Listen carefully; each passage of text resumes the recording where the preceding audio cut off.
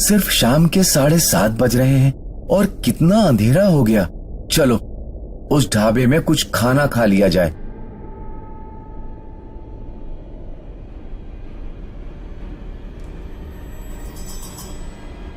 कुछ खाना है तो अंदर आ जाओ।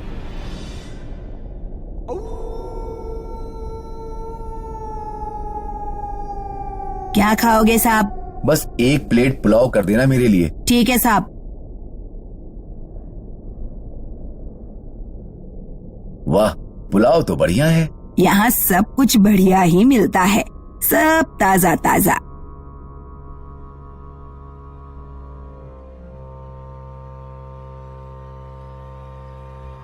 कहाँ से आए हो बेटा?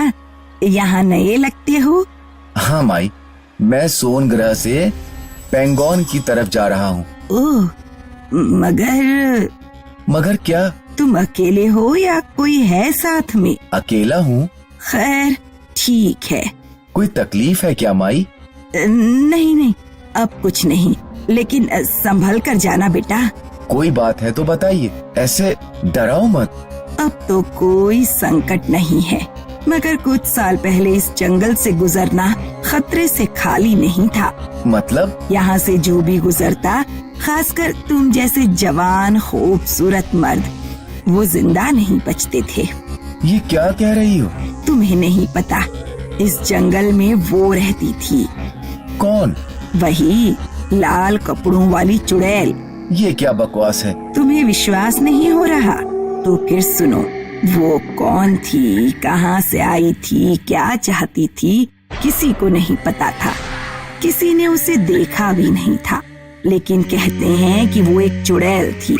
उसके पैर उल्टे थे और वो जंगल में छिप कर रहती थी। जब कोई जवान मर्द इस जंगल से अकेले गुजरता, तब वो बाहर निकलती, एक बहुत ही खूबसूरत औरत के रूप में। वो बेचारा मर्द उस औरत के झांसे में आ जाता। वो उस मर्द को ललचाकर इन झाड़ियों में ले जाता और वहाँ वो अपने असली रूप में आ जाती। कहते हैं बहुत ही भयानक था वो रूप। लाल लाल आँखें, चमड़े जैसी खाल, रस्सियों जितने जाड़े बाल, और वो एक ऐसी दहाड़ निकालती थी कि वो बेचारा आदमी बेहोश ही हो जाता और फिर वो उसका खून पीकर उसे मार डालती। वाह माई, कहानी तो बड़ी अच्छी है, मगर मैं डरने वाला नहीं। पागल हो तुम? खैर, अब डरने की कोई वजह भी नहीं है। वो क्यों? क्योंकि वो चुड़ैल अब नहीं है। क्या हुआ उसे? मैंने उस चुड़ैल को खत्म कर दिया। आपने? कैसे? जाने दो, तुम यकीन नहीं करोगे बेटा। अरे बताइए तो माई। ठीक है। एक दिन इसी ढाबे में एक पीर बाबा आए थे। उसके पास था एक जादुई पिंजरा। उनके पास खाने के पैसे नहीं थे, तो जाते वक्त वो ये पिंजरा मुझे दे गए और बोले, माई, तुमने हमारी सेवा की, हमारी दावत कराई, पर हमारे पास तुम्हें देने के पैसे नहीं हैं। मगर ये जादुई पिंजरा रख लो, इसमें तुम जिसे चाहो बंदी बनाकर रख सकती हो, फिर वो किसी भी आकार का क्यों ना हो। चाहो तो एक हाथी को भी चूहा बनाकर इसमें कैद कर सकती हो। फिर क्या था, मैं वही पिंजरा लेकर जंगल में गई और उस मनहूस चुड़ैल को ढूंढ निकाला। उसके सामने मैंने पिंजरे का दरवाजा खोल दिया और वो चुड़ैल एक पत्ते की तरह कांपती हुई एक चिड़िया जितनी छोटी बन गई और इस पिंजरे में घुस गई। मतलब उस ढके हुए पिंजरे में चुड़ैल है? हाँ बिल्कुल। वो तो हिल रहा है। क्यों नहीं, उसमें चुड़ैल जो कैद है।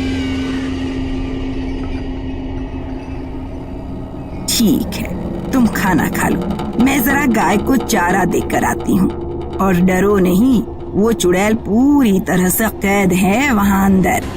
ओह, उसमें सच में कुछ है। कहीं वो बुढ़िया सच तो नहीं बोल रही?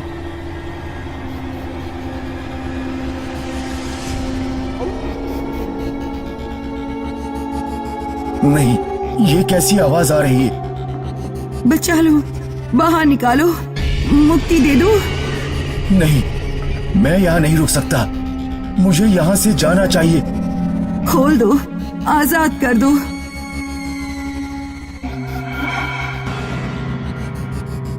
एक बार देख लेना चाहिए, देखे बिना कैसे जा सकता हूँ मैं। हाँ, तुम सही कर रहे हो। आ जाओ हमारे पास, हमें आजाद कर दो। ये क्या है? हमें बचा लो, दरवाजा खोल दो। तुम चुड़ैल नहीं हो, तुम कौन हो? हम वो सब लोग हैं जिसे चुड़ैल ने खून पीकर इस पिंजरे में कैद कर रखा है। वो हर रात आती है और हमारा खून पी जाती है। आप जल्दी हमें यहाँ से निकाल लो।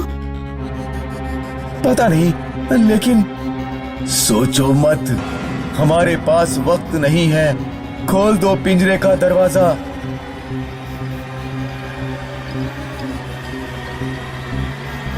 शुक्रिया, बहुत बहुत शुक्रिया, तुमने हमारी जान बचा दी। मगर फिर चुड़ैल कौन है? मैं हूँ चुड़ैल। नहीं नहीं, तुमने मेरे सारे कैदी आजाद कर दिए, पर कोई बात नहीं।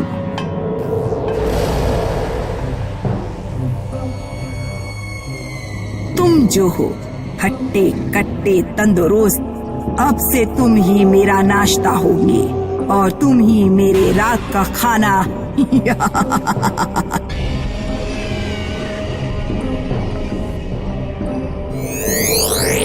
नहीं, आजाद कर दो मुझे, आजाद कर दो। अब तुम्हें कोई आजाद नहीं कर सकता, कोई नहीं, समझे?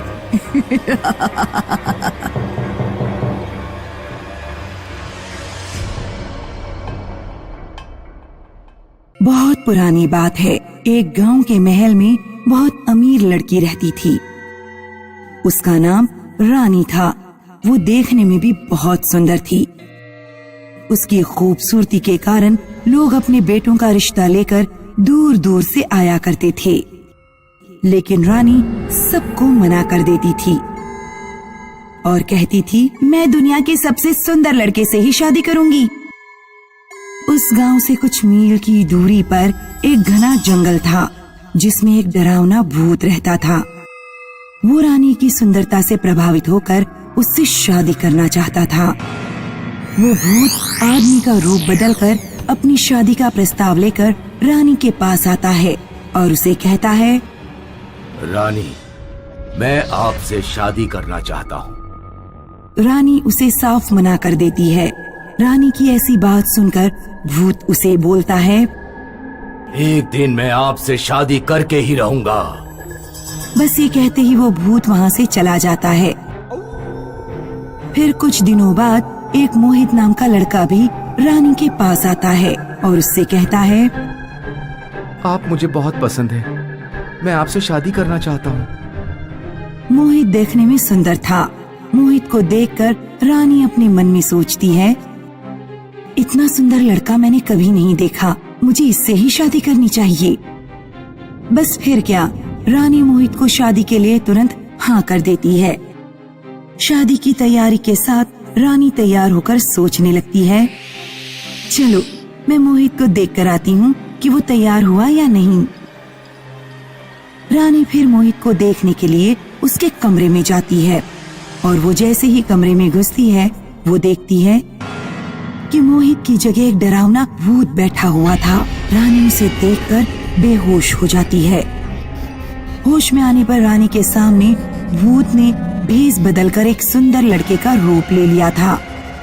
इससे पहले रानी को कुछ भी पता चलता, भूत अपने काले जादू से रानी की याददाश्त मिटा देता है और फिर वे उसे कहता है, हमारी शादी हो चुकी है और मैं आपका पति हूँ। वो भूत मोहित के दिमाग से भी सारी याददाश्त मिटा देता है और भूत फिर उसे एक जंगल में छोड़ आता है। कुछ समय बाद मोहित को धीरे धीरे रानी का नाम याद आने लगता है और वे रानी को ढूंढने लगता है। एक दिन वो फूट फूट कर रो रहा था।